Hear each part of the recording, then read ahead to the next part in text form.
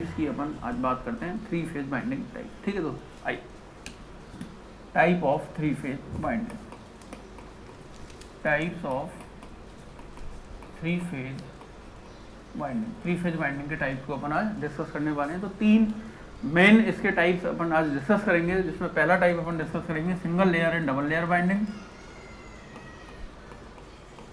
Single layer and double layer binding. ठीक है, पहला टाइप है single layer and double layer binding. दूसरा जो टाइप इसके अंदर अपन डिस्कस करेंगे full pitch and short pitch winding. Full pitch and short pitch को फ्रैक्शनल पिच भी अपन कहते हैं, फ्रैक्शनल पिच बाइंडिंग। और जो तीसरी टाइप अपन डिस्कस करेंगे इसके अंदर वो है आपकी concentrated and distributed. Concentrated and distributed binding. ठीक है, तीसरी टाइप जो अपन डिस्कस करेंगे वो है अपनी कॉन्सेंट्रेटेड एंड डिस्ट्रीब्यूटेड। तो ये तीन टाइप्स आज अपन डिस्कस करेंगे थ्री फेज बाइंडिंग टाइप्स के बारे में। Single layer and double layer binding, full pitch and short pitch या fractional pitch binding, concentrated and distributed binding. ठीक है, इसमें सबसे पहले मैं ले रहा हूं दोस्तों single layer and double layer binding.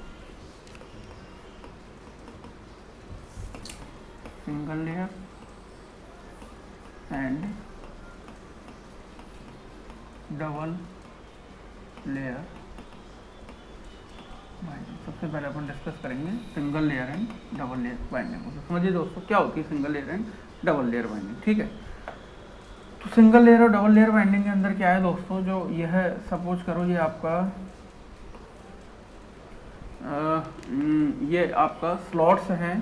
ठीक है, ये है आपका स्लॉट और इसके अंदर आपका ये क्या है, कोई कंडक्टर यहाँ पे रखा हुआ है। ठीक है, इसी तरह ये आपका कोई दूसरा स्लॉट है और इसके अंदर ये कोई कंडक्टर आपका रखा हुआ। ठीक है, इसके अंदर ये कोई आपका कंडक्टर रखा हुआ, या मैं इसको कॉइल कह सकता हूँ, या क्योंकि ग्रुप ऑफ कंडक्टर भी हो सकते हैं।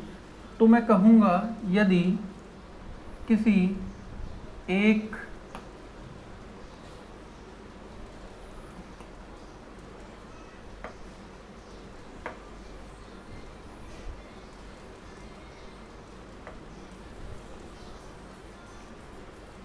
यहाँ आप देख पा रहे होंगे कि ये एक कॉइल साइड है।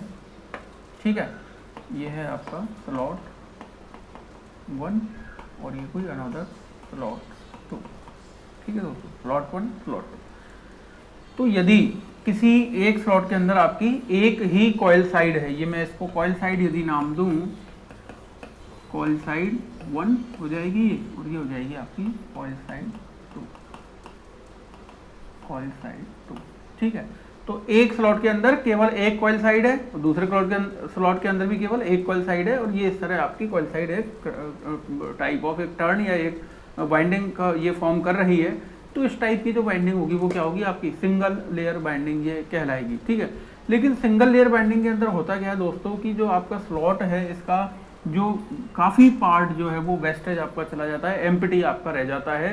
क्योंकि यदि मैं कॉइल साइड की बात करूँ तो इसके आपका 50% पार्ट इसका तो कवर हो रहा है कॉइल साइड में, लेकिन आधा पार्ट, आधे से ज़्यादा पार्ट जो है इसका वो वेस्टेज जाता है। तो अपन क्या करते हैं जनरली, अपन क्या करते हैं दोस्तों कि इसके लिए मैं क्या करता हूं, इसके लिए मैं क्या करूंगा,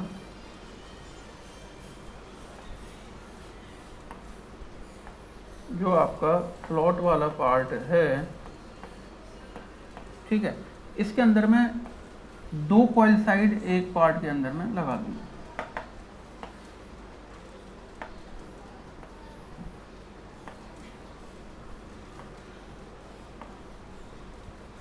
ठीक है, तो एक स्लॉट के अंदर यदि आपका 2 कॉइल साइड आ जाएंगी, ठीक है, स्लॉट एक ही है, ये स्लॉट दूसरा है, ठीक है। कॉइल साइड कितनी हो गई यहाँ, 2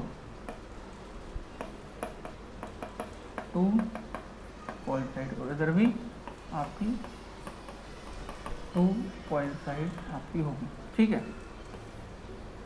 ये इससे कनेक्टेड हो जाएगी और ये जो है ये आपकी इससे कनेक्ट हो जाएगी। तो यदि आपका जो एक स्लॉट के अंदर 2 कॉइल साइड आ गई, मतलब आपकी 2 कॉइल हो गई हैं, ठीक है, ये कॉइल 1 और ये हो गई आपकी कॉइल 2। तो आपका क्या हुआ, जो वेस्टेज पार्ट था स्लॉट के अंदर, जो खाली पार्ट आपका जा रहा था, वेस्टेज पार्ट जा रहा था, वो अब इतना ज़्यादा वेस्टेज आपका नहीं होगा यदि आपने इसका पूरा एरिया जो है वो आपने कवर कर लिया, ठीक है। तो समझ आया दोस्तों कि यदि मैं कहूँ इसको सिंपल वे में डिफाइन करूँ कि यदि एक स्लॉट के अंदर आपकी एक कॉइल साइड आ रही है तो उस टाइप की जो वाइंडिंग होगी उसको मैं सिंगल लेयर वाइंडिंग नाम दूंगा। और यदि एक स्लॉट के अंदर आपकी 2 कॉइल साइड यदि आपकी एक स्लॉट के अंदर आ रही हैं तो इसको मैं डबल लेयर वाइंडिंग नाम दूंगा। तो ये वाइंडिंग तो आपकी कहलाएगी single layer winding, single layer winding. और इस टाइप की वाइंडिंग अरेंजमेंट है एक स्लॉट के अंदर 2 कॉइल साइड, तो ये आपकी होगी डबल लेयर वाइंडिंग, मैं इसको नाम दूंगा। तो ये मेन डिफरेंस होता है सिंगल लेयर वाइंडिंग और डबल लेयर वाइंडिंग के अंदर, ठीक है दोस्तों। तो कौन सी मैं इन दोनों में से यूज में लूंगा, जनरली अपन डबल लेयर वाइंडिंग को प्रेफर करते हैं क्योंकि सिंगल लेयर के अंदर आपका मोस्ट ऑफ द स्पेस क्या जाता है, वेस्टेज जाता है। तो वो वेस्टेज ना जाए, आपका एरिया फुली यूटिलाइज हो जाए, तो इसके लिए मैं प्रैक्टिकली डबल लेयर वाइंडिंग को प्रेफर करूंगा, ठीक है। मतलब मैं कहूँ तो एक स्लॉट के अंदर आपकी 2 आपकी कॉइल साइड आएंगी, डबल जो कॉइल हैं वो आपकी एक स्लॉट के अंदर चलेंगी, तो प्रैक्टिकली मैं प्रेफर करूंगा डबल लेयर वाइंडिंग को, ठीक है। इसका रीजन मैंने बताया था क्यों डबल लेयर वाइंडिंग अपन काम में लेंगे, क्योंकि सिंगल लेयर के अंदर lot of space get wasted, इसके अंदर वेस्टेज आपका काफी जाता है स्पेस का, तो वो स्पेस यहाँ पे क्या हो गया, यूटिलाइज हो गया यदि आपका उसी पर्टिकुलर एरिया के अंदर आपकी 2 कॉइल साइड यहाँ पे आ जाए, ठीक है। तो ये ध्यान रखना है आपको, डबल लेयर वाइंडिंग को अपन प्रैक्टिकली एसी मशीन के अंदर, चाहे अल्टरनेटर की बात करें चाहे अपन इंडक्शन मोटर की बात करें, तो अपन डबल लेयर वाइंडिंग को प्रेफर करेंगे और प्रेफर करते हैं, ठीक है दोस्तों। इसके बाद नेक्स्ट अपन टाइप की डिस्कस करते हैं, जो दूसरा था आपका full pitch and short pitch winding. Full pitch and short pitch winding, full pitch and short pitch winding को अपन प्रेफर करते हैं। ध्यान से समझना दोस्तों, पोल पिच अपने इसमें पिच का मतलब क्या है, full pitch and short pitch का मतलब पिच उसकी छोटी रहेगी, तो पिच का मतलब क्या है, पिच का मतलब पोल पिच सही है दोस्तों, ठीक है। पोल पिच कल अपन ने क्या डिस्कस किया था, पोल पिच जो होती है एन, वो होती है आपकी नंबर ऑफ स्लॉट्स पर पोल, ठीक है। ये अपन ने कल डिस्कस किया था, स्लॉट पर पोल, ठीक है। स्लॉट पर पोल अपन ने कल एक डिस्कस किया। इसको एक मैं एग्जांपल से समझाना चाहूँ दोस्तों, तो एक एग्जांपल प्रैक्टिकली आप एग्जांपल से इसको समझिए कि क्या आपकी फुल पिच वाइंडिंग होती है, क्या शॉर्ट पिच वाइंडिंग होती है, ठीक है। सपोज करो, ठीक है, सपोज करो मैं सपोज करो 6 पोल की आपकी कोई मशीन है जिसके अंदर पोल कितने हैं, 6 आपके पोल हैं, और उसके रोटर पे जो टोटल स्लॉट्स हैं, ठीक है, टोटल जो स्लॉट्स हैं दोस्तों वो हैं 36, समझना 36 स्लॉट्स हैं आपके, ठीक है। तो क्या यहाँ से मैं पोल पे स्मॉल एन की वैल्यू कैलकुलेट कर सकता हूँ, पोल पे स्मॉल एन में निकाल सकता हूँ, नंबर ऑफ स्लॉट्स पर pole 36 divide by 6 is equal to 6। तो 6 इसकी क्या आ गई, पोल पिच आ गई, मतलब एक पोल के अंडर में कितने स्लॉट्स होंगे, आपके 6 स्लॉट्स एक पोल के अंडर में होंगे, ठीक है। ये इसकी पोल की पिच आ गई, क्योंकि 6 पोल की मशीन है आपकी, और एक पोल के अंडर में कितने स्लॉट्स आ रहे हैं, पोल पिच का मतलब यही है कि एक पोल के अंडर में, एक पोल के इन्फ्लुएंस में कितने स्लॉट्स आपके आ रहे हैं, तो 6 स्लॉट्स आपके एक पोल के अंदर आप में आ रहे हैं।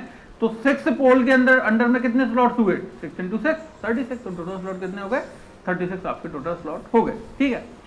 अब मुझे समझना है कि जो वाइंडिंग का अरेंजमेंट किस तरह हो कि एक तो फुल पिच वाइंडिंग बन जाए और शॉर्ट पिच वाइंडिंग बन जाए, और कौन सी वाइंडिंग अपन इस पर प्रैक्टिकली प्रेफर करेंगे, ये भी अपन इसका देखेंगे कि कौन कौन सा इसका एडवांटेज होगा। तो मैं फुल पिच वाइंडिंग, सपोज करो मैं फुल पिच वाइंडिंग की बात कर रहा हूँ पहले, ठीक है, समझना दोस्तों कि फुल पिच वाइंडिंग को मैं बनाऊँ,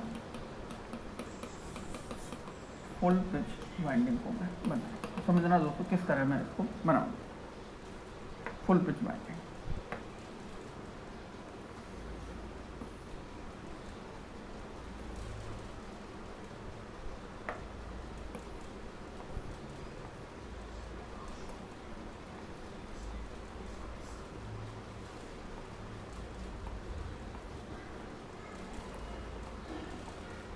1 2 3 4 5 6 7। ठीक है दोस्तों, समझना थोड़ा सा।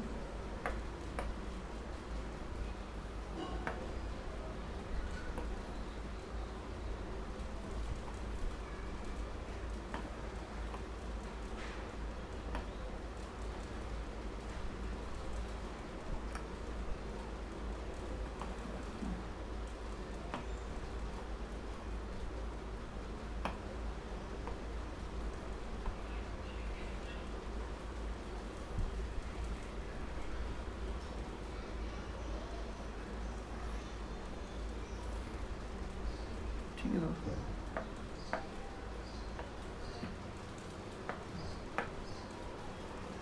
ये आपका स्लॉट नंबर 1 है, ये 2 था, 3 था, 4 था, 5 था, 6 था, ये 7 था। ठीक है दोस्तों, तो यहाँ आप देख पा रहे होंगे दोस्तों कि ये जो मैंने एक कॉइल स्पान कितना है। ठीक है, तो इधर समझिए दोस्तों, ये जो कॉइल मैंने बनाई है इसका कॉइल स्पान कितना है। तो कॉइल स्पान मैंने क्या बताया था, कॉइल स्पान मैंने क्या बताया था कि जो एक कॉइल है इसकी जो 2 कॉइल साइड है, एक कॉइल साइड तो इसकी ये हो गई और दूसरी कॉइल साइड किसी अनदर स्लॉट में हो गई, तो इस स्लॉट में इसकी दूसरी कॉइल साइड हो गई। तो यदि इसका मैं कॉइल स्पान देखूँ दोस्तों, इसका कॉइल स्पान क्या है, कितने स्लॉट, कॉइल स्पान का मतलब distance between the 2 coil side of a coil. तो एक कॉइल की जो 2 कॉइल साइड हैं इनके बीच की डिस्टेंस, और डिस्टेंस किस फॉर्म में होनी चाहिए, नंबर ऑफ स्लॉट्स के फॉर्म में इसकी डिस्टेंस होनी चाहिए। तो यदि मैं इसकी कॉइल स्पान की बात करूंगा तो इसका कॉइल स्पान आएगा आपका 7 - 1, 7 - 1 तो कितना आ गया 6।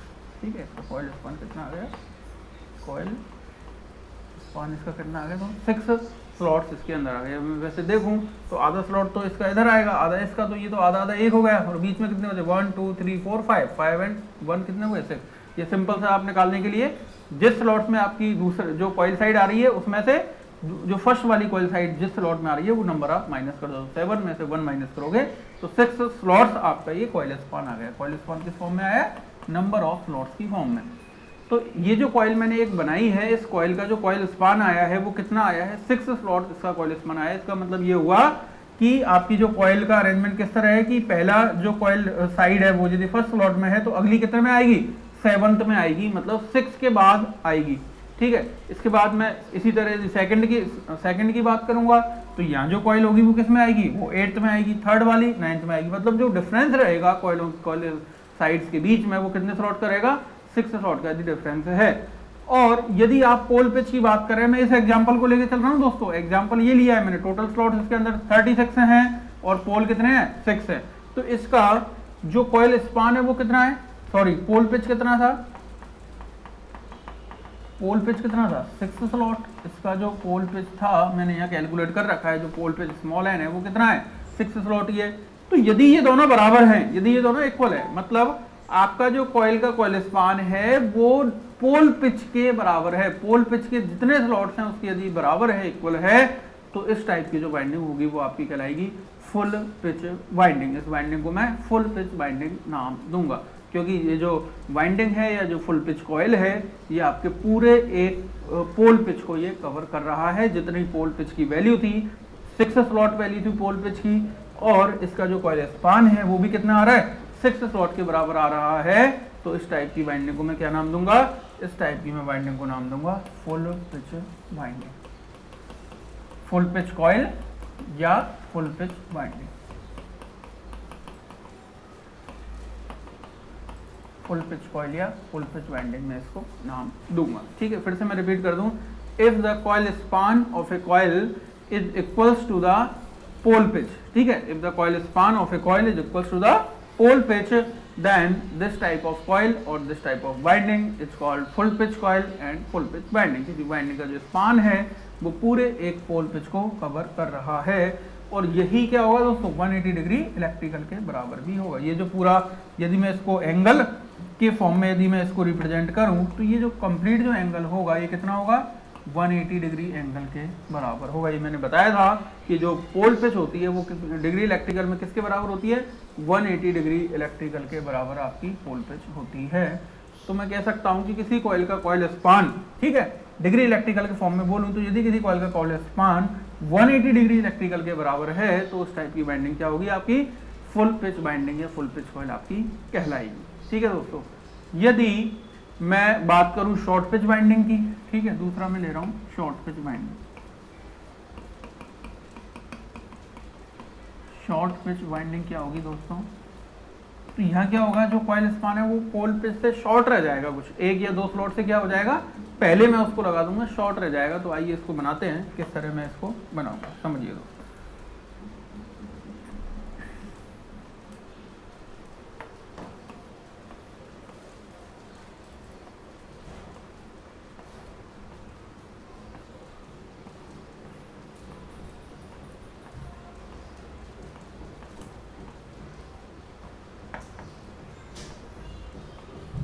वन टू थ्री फोर 5 6 7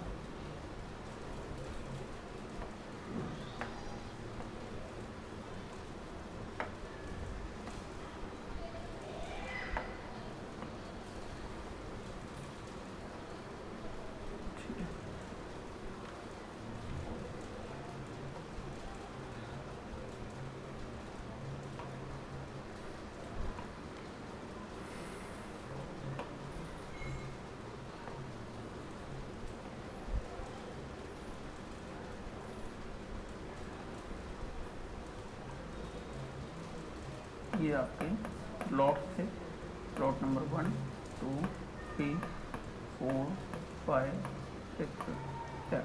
ठीक है दोस्तों, तो यदि देखो इन दोनों में डिफरेंस क्या है दोस्तों, मैं अभी बता दूं। देखो ये जो कॉइल थी फर्स्ट में आई थी, उसके बाद 7th में आई थी, मतलब 6 स्लॉट के बाद ये आई थी।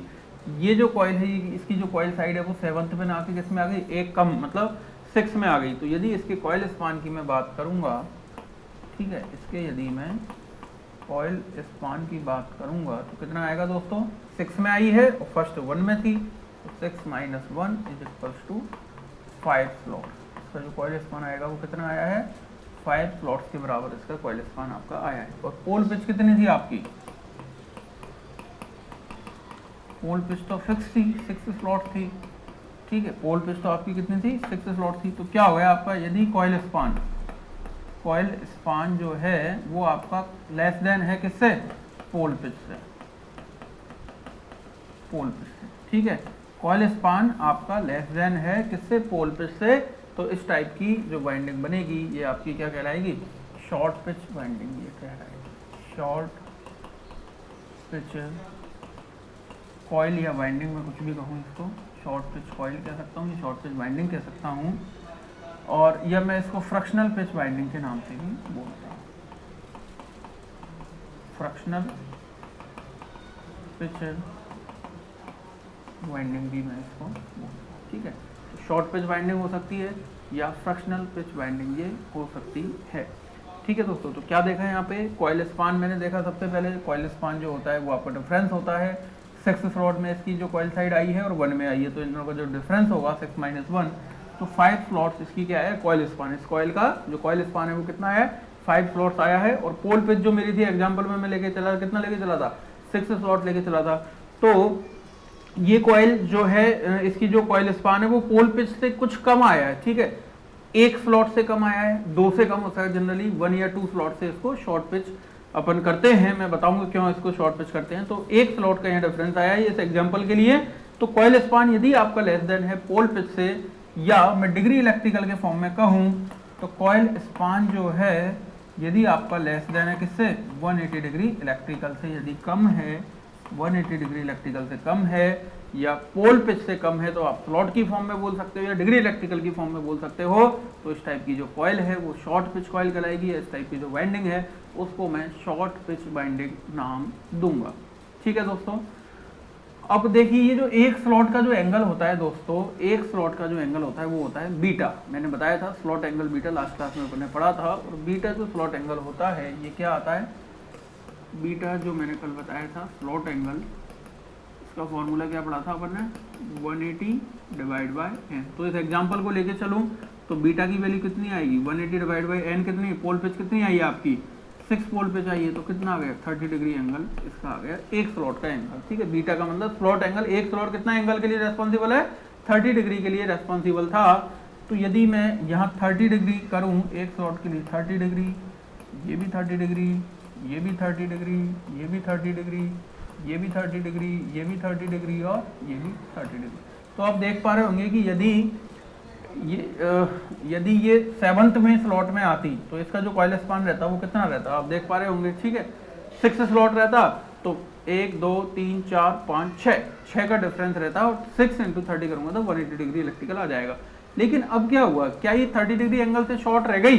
तो यदि मुझे ये एंगल अब निकालना है दोस्तों, समझना ध्यान से, वहां आता तो 180 का डिफरेंस था पोल पिच के बराबर, लेकिन अब ये यहाँ आया तो एक स्लॉट से क्या रह गया, शॉर्ट रह गया।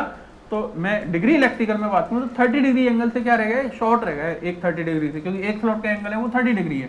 तो ये अब कितना रह जाएगा, 180 में से क्या माइनस कर दूंगा मैं, 30 डिग्री में यहाँ पे माइनस कर दूंगा, तो ये इसकी क्या आ जाएगी, कॉइल स्पान आ गया। यदि मैं डिग्री इलेक्ट्रिकल में बोल रहा हूँ, ठीक है, तो डिग्री इलेक्ट्रिकल में इसका जो कॉइल स्पान है वो क्या आएगा 180 माइनस 30 डिग्री, क्योंकि 1 स्लॉट से शॉर्ट पिच हुआ है।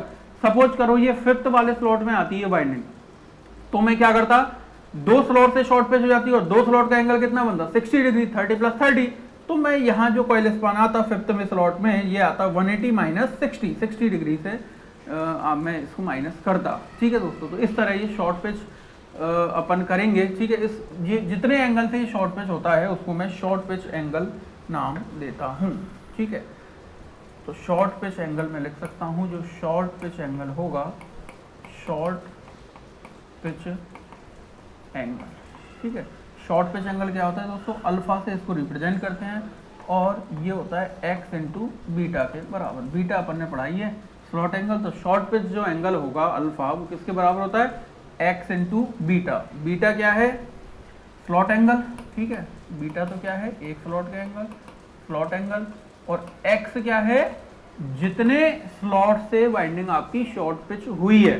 ठीक है, नंबर ऑफ स्लॉट्स, x है number of slots short pitched, short number of slot short pitch. ठीक है, तो यदि मैं इस वाले एग्जांपल की बात करूं तो कितने स्लॉट से शॉर्ट पिच हुई थी, ये 1 स्लॉट से, तो यहाँ आपका जो अल्फा है वो वही क्या आ जाएगा 1 × बीटा, और इसकी वैल्यू कितनी थी 30 डिग्री, तो अल्फा क्या आ जाएगा 30 डिग्री आ जाएगा। ठीक है, तो यदि शॉर्ट पिच एंगल आपको निकालना है अल्फा, तो ये x बीटा के बराबर होता है, x होता है नंबर ऑफ स्लॉट। यदि 2 स्लॉट से शॉर्ट पिच होती तो मैं 2 बीटा मतलब 60 डिग्री माइनस करता। तो जनरलाइज फॉर्म में मैं इसको लिख सकता हूँ, ये आएगा आपको 180 माइनस अल्फा। ये जो एंगल बचेगा, जो कॉइल स्पान आएगा शॉर्ट पिच कॉइल का, जो कॉइल स्पान आएगा वो आएगा 180 माइनस अल्फा, और अल्फा क्या है, जितने एंगल से शॉर्ट पिच हुई है। 1 बीटा से शॉर्ट पिच हो सकती है, 2 बीटा से, 3 बीटा से, तो ये इस तरह में x बीटा जनरलाइज फॉर्म में इसको लिख रहा हूँ। ठीक है दोस्तों, तो ये होती है आपकी शॉर्ट पिच वाइंडिंग। ठीक है, यदि कॉइल स्पान आपका क्या है, लेस देन है किससे, पोल पिच से, नंबर ऑफ स्लॉट्स पर पोल से यदि लेस देन है कॉइल स्पान, या 180 डिग्री इलेक्ट्रिकल से कुछ कम एंगल आपका बन रहा है, तो इसको मैं शॉर्ट पिच वाइंडिंग या शॉर्ट पिच कॉइल में कहूँगा। अब देखिए दोस्तों, कौन सी जनरली अपन काम में लेते हैं। ठीक है, कौन सी वाइंडिंग में इनमें से काम में लूँगा। ठीक है, मैंने फुल पिच वाइंडिंग को पढ़ा और मैंने शॉर्ट पिच वाइंडिंग को पढ़ा।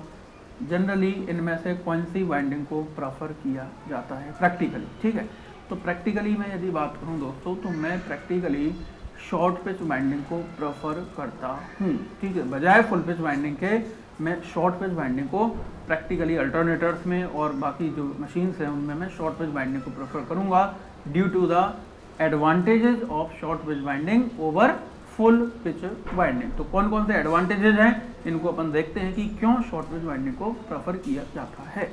ठीक है दोस्तों, तो मैं एडवांटेजेस की बात कर रहा हूँ, क्यों अपन इसको 1 या 2 स्लॉट से मैं शॉर्ट पिच करके शॉर्ट पिच वाइंडिंग काम में लेता हूँ। मैं 7th वाले स्लॉट में लगा के 1 या 2 स्लॉट पहले मैं इसको क्यों लगाता हूँ, इसके क्या क्या एडवांटेज हो सकते हैं। ठीक है, advantages of short pitching.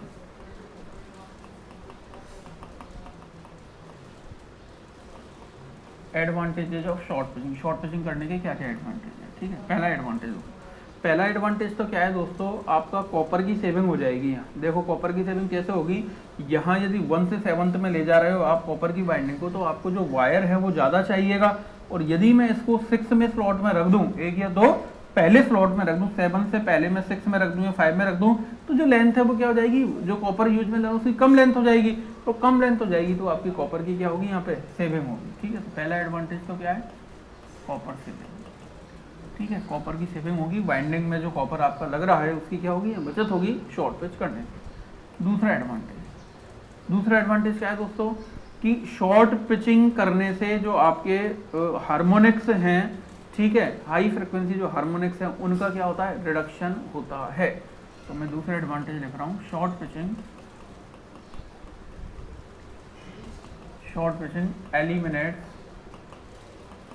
Eliminates high frequency harmonics. High frequency short pitching जो है, शॉर्ट पिचिंग करने से आपकी जो हाई फ्रिक्वेंसी के जो हार्मोनिक्स हैं वो एलिमिनेट हो जाते हैं। हाई फ्रिक्वेंसी की जो हार्मोनिक्स है उनका रिडक्शन हो जाता है यदि मैं शॉर्ट पिच करता हूं। और हाई फ्रिक्वेंसी के हार्मोनिक्स यदि आपके रिडक्शन हो गया, हाई फ्रिक्वेंसी के हार्मोनिक्स आपके यदि कम हो गए, तो जो फ्रिक्वेंसी के कारण जो लॉसेस होते हैं वो भी क्या हो जाएंगे, आपके कम हो जाएंगे। और फ्रिक्वेंसी के कारण कौन से लॉसेस होते हैं, आपके आयरन लॉसेस होते हैं, जो कि 2 टाइप्स के अपन ने पढ़े थे, iron losses, eddy current losses और हिस्टैरिसीस लॉस। तो मैं लिख सकता हूँ आयरन लॉसेस रिड्यूस। तो मैं कह सकता हूँ यदि हाई फ्रिक्वेंसी हार्मोनिक्स का रिडक्शन हो गया तो जो आयरन लॉसेस हैं वो भी क्या हो जाएंगे, रिड्यूस हो जाएंगे, आयरन लॉसेस आपके कम हो जाएंगे। तो मैं कह सकता हूँ कि यदि आप शॉर्ट पिच बाइंडिंग काम में लेते हैं तो आपका जो हाई फ्रिक्वेंसी के हार्मोनिक्स हैं उनका रिडक्शन होगा। और हाई फ्रिक्वेंसी के हार्मोनिक्स यदि रिडक्शन हो गए तो आपके जो एडी करंट और हिस्टैरिसीस लॉसेस हैं जो कि फ्रिक्वेंसी पे डिपेंड करते हैं उनका भी क्या हो जाएगा, आपका रिडक्शन हो जाएगा। और फोर्थ एडवांटेज इसका ये है कि इसमें जो आपको वेव फॉर्म मिलेगी, इंड्यूस्ड ईएमएफ की जो वेव फॉर्म मिलेगी वो मोर साइनसोइडल ईएमएफ आपको प्राप्त होगी। ठीक है, more sinusoidal nature, more sinusoidal nature of wave form. ठीक है, तो ये 4 एडवांटेजेस हैं दोस्तों जिनकी वजह से मैं इन दोनों में से कौन सी बाइंडिंग को प्रेफर करता हूँ, शॉर्ट पिच बाइंडिंग को मैं प्रेफर करता हूँ, शॉर्ट पिच बाइंडिंग को मैं प्रेफर करता हूँ। ठीक है, मैं फिर से रिपीट कर दूँ, पहला एडवांटेज है कॉपर कम लग रहा है आपका, तो जो इससे क्या होगी, आपकी कॉपर सेविंग होगी। कॉपर सेविंग होने के कारण क्या हो गया, इकोनॉमिकल हो गई है। ठीक है, इकोनॉमिकल हो गई है। ठीक है, इकोनॉमिकल ये हो गई, यदि आपका कॉपर सेव हो गया तो ये इकोनॉमिकल हो गई। दूसरा जो शॉर्ट पिचिंग होता है उससे आपके हाई फ्रिक्वेंसी हार्मोनिक्स का रिडक्शन होगा। और हाई फ्रिक्वेंसी के हार्मोनिक्स रिडक्शन होने के कारण जो आपके आयरन लॉसेस हैं, एडी करंट और हिस्टैरिसीस लॉसेस, उनमें क्या आ जाएगी, कंपैरेटिवली कमी आ जाएगी। तो एफिशिएंसी क्या हो जाएगी आपकी, इस टाइप की बाइंडिंग लेने से आपकी एफिशिएंसी इंप्रूव हो जाएगी। और ठीक है, और जो नेचर है आपको, जो इंड्यूस्ड ईएमएफ की जो नेचर आपको मिलेगी, वेव फॉर्म की नेचर, वो मोर साइनसोइडल प्राप्त होगी in comparison to full pitch winding. ठीक है दोस्तों, तो ये था आपका फुल पिच बाइंडिंग और शॉर्ट पिच बाइंडिंग में क्या तो डिफरेंस होता है। If coil span is equals to the pole pitch then the winding is called full pitch winding, and if the coil span of a coil is less than the pole pitch then this type of winding is called short pitch binding. Generally 1 या 2 slot से अपन binding को short pitch करेंगे। ठीक है, और practically short pitch binding को ही मैं prefer करता हूं ड्यू टू दीज एडवांटेज। एक डिसएडवांटेज भी है इसका दोस्तों। ठीक है, डिसएडवांटेज क्या है शॉर्ट पिच बाइंडिंग का, कि जो मैग्नीट्यूड है जो इंड्यूस्ड ईएमएफ का वो आपको क्या मिलेगा, यहाँ पे कम प्राप्त होगा। ठीक है, जो मैग्नीट्यूड है इंड्यूस्ड ईएमएफ का वो आपको यहाँ पे कम मिलेगा। लेकिन मैं उस डिसएडवांटेज को ना देखते हुए इन एडवांटेजेस को देखूं तो ये ज्यादा यहाँ पे डोमिनेंट हैं, तो मैं फिर कौन सी बाइंडिंग काम में लूंगा, शॉर्ट पिच बाइंडिंग में काम में लूंगा। ठीक है दोस्तों, समझ रहे हैं अपन कि कैसे यहाँ पे जो डिसएडवांटेज है इसको थोड़ा सा मैं बताता हूँ।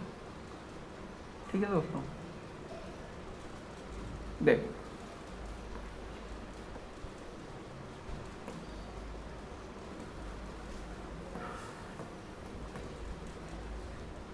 तो मैं कह रहा था कि यदि मैं फुल पिच बाइंडिंग की जगह शॉर्ट पिच बाइंडिंग काम में लूँ तो मैग्नीट्यूड है इंड्यूस्ड ईएमएफ का वो क्या हो जाता है, वो रिडक्शन उसके अंदर आ जाता है। तो ये जो रिडक्शन जिस फैक्टर से आता है इंड्यूस्ड ईएमएफ के अंदर, जो रिडक्शन मैं कह रहा हूँ, रिडक्शन जिस फैक्टर से आता है उस फैक्टर को मैं पिच फैक्टर या कॉइल स्पान फैक्टर के नाम से जानता हूँ। ठीक है, पिच फैक्टर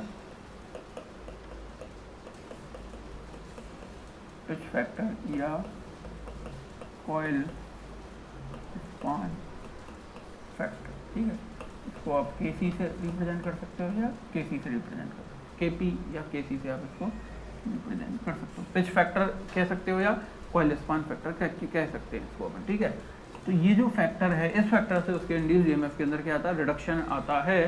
तो केस पिच फैक्टर या जो कॉइल स्पान फैक्टर है केपी या केसी, ठीक है, ये दिया जाता है इंड्यूस्ड ईएमएफ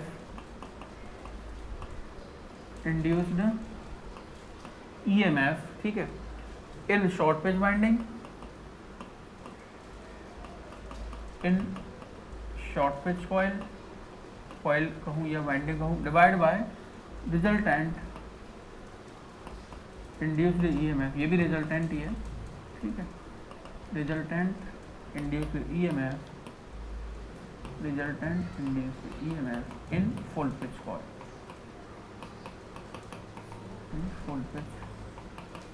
ठीक है दोस्तों।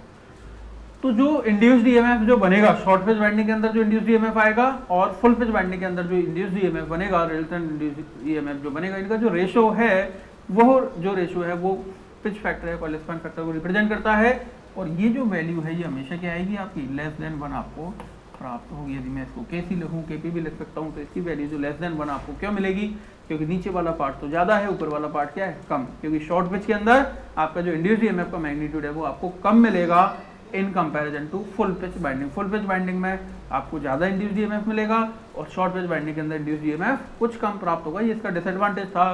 तो जिस फैक्टर से आपका इंड्यूस्ड ईएमएफ में कमी आ रही है, उस फैक्टर को मैं क्या कहता हूँ, मैं उसको पिच फैक्टर या कॉइल स्पान फैक्टर के नाम से जानता हूँ। और इसको यदि मैं मैथमेटिकली यदि राइट करते हैं, इसका जो फॉर्मूला आता है वो आता है cos ऑफ अल्फा बाई 2। ठीक है, cos ऑफ अल्फा बाई 2 इसका वैल्यू आती है, जो पिच फैक्टर है कॉइल स्पान फैक्टर है, जिसकी वैल्यू लेस देन 1 है। ठीक है, जहाँ अल्फा क्या है दोस्तों, अभी मैंने बताया था, अल्फा क्या है, शॉर्ट पिच एंगल, अल्फा क्या था आपका, शॉर्ट पिच एंगल था, जिसकी वैल्यू थी एक्स बीटा के बराबर। ठीक है, बीटा आपका स्लॉट एंगल है 180/n, और एक्स क्या है, जितने स्लॉट से आपने बाइंडिंग को शॉर्ट पिच किया है। एक स्लॉट से किया है तो एक्स की वैल्यू 1 हो जाएगी, 2 स्लॉट से आपने शॉर्ट पिच किया है तो एक्स की वैल्यू 2 हो जाएगी। ठीक है, तो number of slots short pitched, ये है आपका एक्स, जो मैंने अभी बताया था। तो ये आप फॉर्मूला यहाँ पे काम में ले सकते हो, cos अल्फा बाई 2। इस फैक्टर से आपका जो इंड्यूस्ड ईएमएफ में कमी आएगी बाइंडिंग को शॉर्ट पिच करने से। This is called coil pitch factor और कॉइल स्पान फैक्टर। ठीक है, फुल पिच बाइंडिंग के लिए बात करूं तो फुल पिच बाइंडिंग के लिए तो इसकी वैल्यू क्या आएगी, 1 आएगी, क्योंकि उसके लिए तो इंड्यूस्ड ईएमएफ क्या रहेगा, फिर बराबर रहेगा। शॉर्ट पिच करने पे ही तो कमी आ रही है, शॉर्ट पिच करने पे इस फैक्टर से आपकी इंड्यूस्ड ईएमएफ में कमी आती है। ठीक है दोस्तों, तो ये था आपका फुल पिच बाइंडिंग और शॉर्ट पिच बाइंडिंग का डिस्कशन। अपन ने देखा कि किस तरह फुल पिच बाइंडिंग होती है और किस तरह शॉर्ट पिच बाइंडिंग अपनी चलती है। ठीक है दोस्तों, आगे बढ़ सकते हैं, चलिए आगे बढ़ते हैं। मैं नेक्स्ट डिस्कस करता हूँ अब अगला थर्ड जो टाइप था आपका। ठीक है, थर्ड जो टाइप था आपका concentrated and distributed binding. Concentrated and distributed binding. ठीक है, कॉन्सेंट्रेटेड एंड डिस्ट्रीब्यूटेड बाइंडिंग को अपन अगला डिस्कस करते हैं। ठीक है दोस्तों,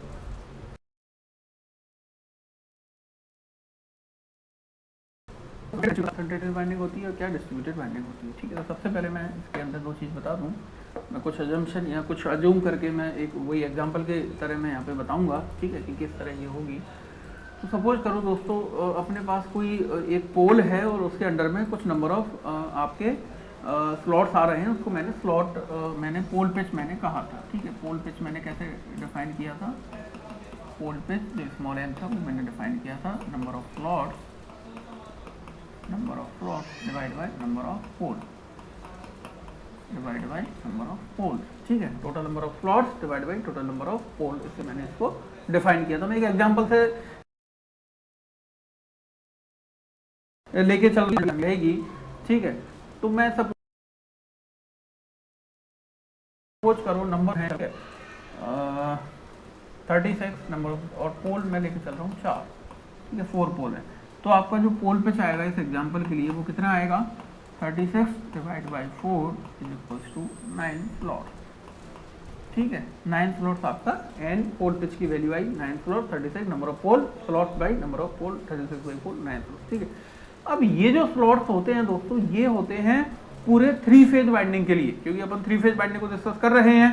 तो 3 फेज बाइंडिंग की तीनों फेजों के लिए है ये 9 स्लॉट जो है, इनमें तीनों फेज आएंगे। तो यदि मैं एक फेज की बात करूंगा, ठीक है, यदि मैं 3 फेज सिस्टम की बात कर रहा हूं और एक फेज की बात करूंगा, तो वहां एक फैक्टर चलेगा जिसको मैं नाम दूंगा स्मॉल m। तो स्मॉल m आपका क्या होगा, स्लॉट्स पर पोल पर फेज, ठीक है।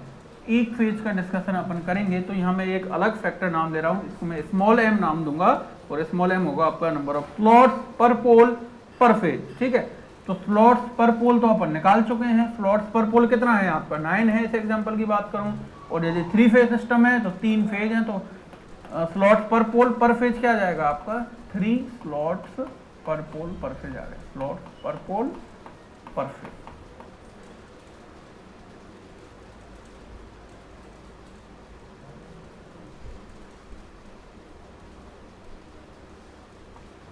ठीक है, एक फैक्टर ये स्मॉल m यहाँ पे मैं काम में लूंगा, जो कि आपका बराबर है 3 स्लॉट्स पर पोल पर फेज। इसका मतलब ये हुआ कि आपके यदि 3 फेज आप बाइंडिंग काम में ले रहे हैं, तो एक पोल के अंडर में आपके कितने स्लॉट्स आ रहे थे, 9 स्लॉट्स आपके आ रहे थे। तो इन 9 स्लॉट में तीनों फेज के लिए थे ये, तो फेज कितनी थी 3 थी।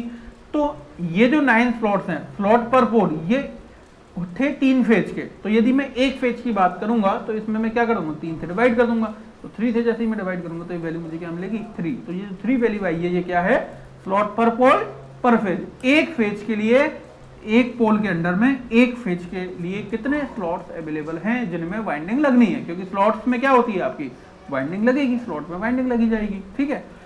तो ये एक स्मॉल m फैक्टर ले लिया। अब मैं नंबर ऑफ कंडक्टर्स की बात कर रहा हूं, ठीक है। तो सपोज करो मैं एक x कंडक्टर में लेके चल रहा हूं, x कंडक्टर, ठीक है, x एक फैक्टर ले रहा हूं। तो x क्या है नंबर ऑफ कंडक्टर्स, x मैं ले लेता हूं नंबर ऑफ कंडक्टर्स, ठीक है। मैं कोई भी वेरिएबल ले लिया मैंने, वो पिछला x अलग था दोस्तों, वो मत करना, या फिर मैं इसको कोई अलग मैं इसको फैक्टर नाम दे दूं, ठीक है, x की जगह